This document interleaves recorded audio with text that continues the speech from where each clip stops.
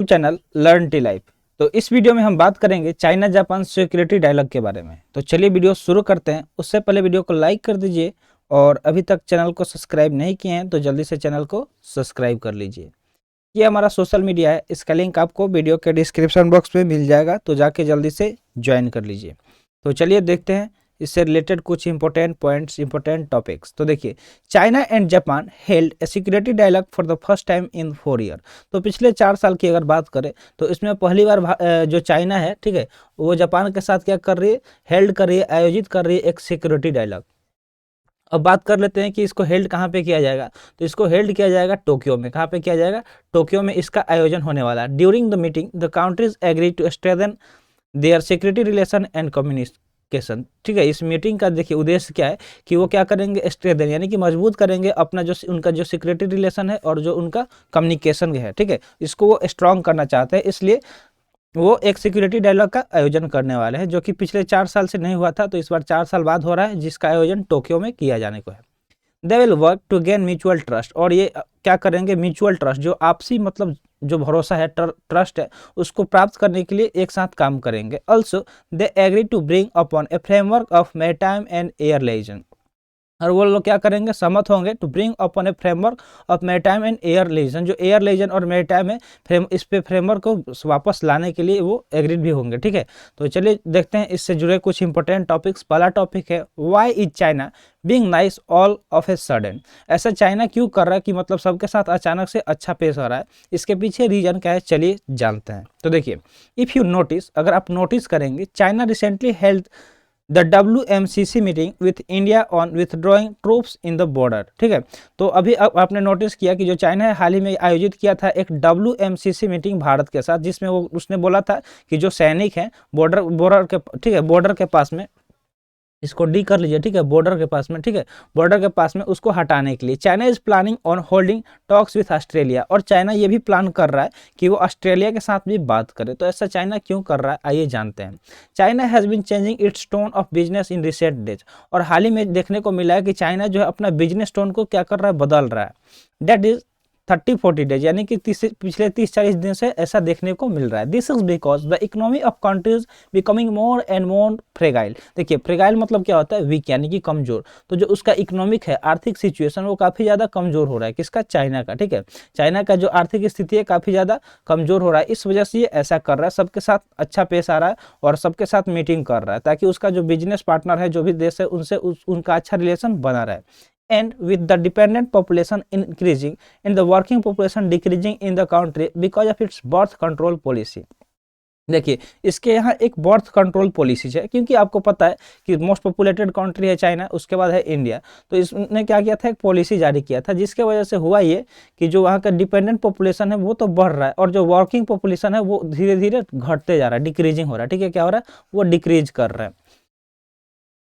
China will face a big setback of its economic growth coming day. और इससे क्या हो रहा है कि ये बहुत ज़्यादा इकोनॉमिक ग्रोथ में क्या कर रहा है, सेटबैक फेस कर रहा है, यानी कि बहुत ज़्यादा इकोनॉमिक प्रॉब्लम आ रहा है, इस वजह से ऐसा ये कर रहा है। ठीक है, तो नेक्स्ट पॉइंट है, this predictions are being repeated by IMF and World Bank only to remind world business investor about the Chinese state। और ऐसा प्रेडिक्शन किसके द्वारा किया गया? तो जो IMF है, ठीक है, इंटरनेशनल मॉनेटरी फंड, और जो वर्ल्ड बैंक है, और ये क्या कर रहा है, ऐसा रिमाइंड कर रहा है कि जो वर्ल्ड बिजनेस है, वर्ल्ड बिजनेस के इन्वेस्टर है, वो चाइनीज स्टेट से क्या करें, माने उनको रिमाइंड किया जा रहा है। ठीक है, बताया जा रहा है इन लोगों के द्वारा। किनके द्वारा?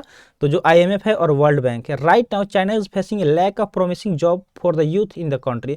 और अभी हाल ही में देखें तो जो चाइना है काफ़ी ज़्यादा फेस कर रहा है इसका lack of promising jobs for the youth in the country. देखिए, सब जगह यही हाल है, जो युवा हैं देश के, उनको क्या किया जाता है, भरोसा दिलाया जाता है कि आपको जॉब प्रोवाइड किया जाएगा, आप बेरोजगार हैं तो आपको रोजगार दिया जाएगा।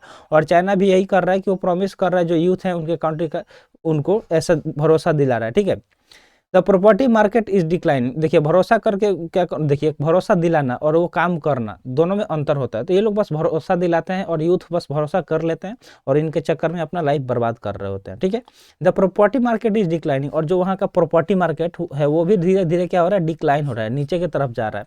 The growth rate has been the slowest in a decades. और ग्रोथ रेट देखा जाए तो पिछले एक दशक में काफ़ी ज़्यादा स्लोएस्ट देखने को मिला, यानी बहुत ज़्यादा ये अभी धीमा पड़ गया है। Consumer confidence has become zero due to cheap low quality products. और जो वहाँ का जो कंज्यूमर कॉन्फिडेंस है वो भी बहुत मतलब धीरे धीरे जीरो हो रहा है, क्योंकि वहाँ का जो चीप लो क्वालिटी प्रोडक्ट्स है उसके वजह से।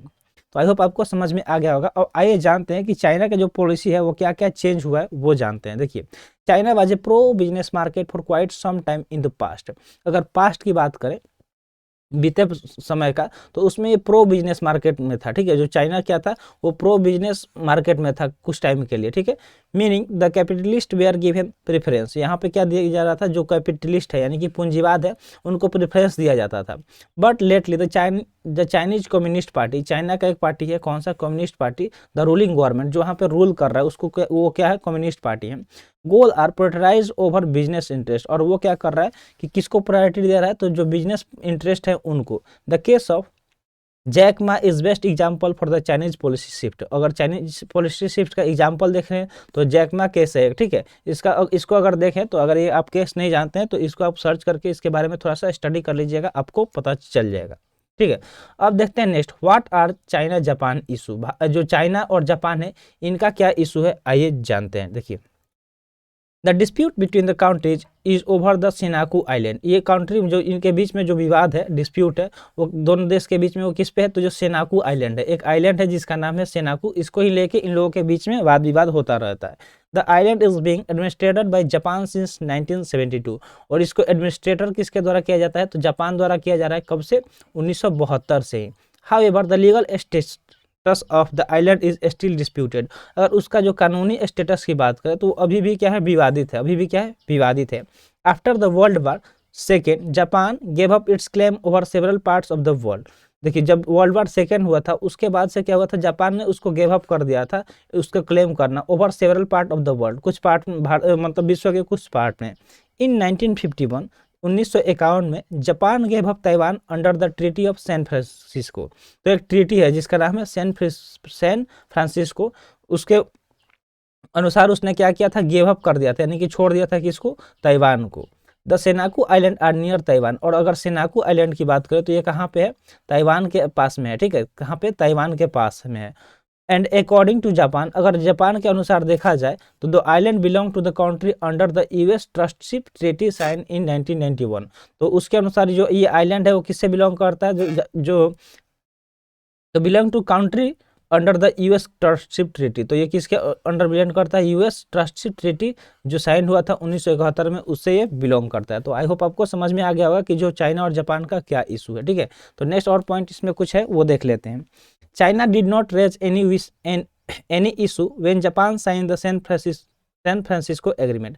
जब जापान ने साइन किया था इस सैन फ्रांसिस्को एग्रीमेंट को, तब चाइना क्या किया था, कोई भी इशू को खड़ा नहीं किया था। ठीक है, कोई भी इशू खड़ा नहीं किया था।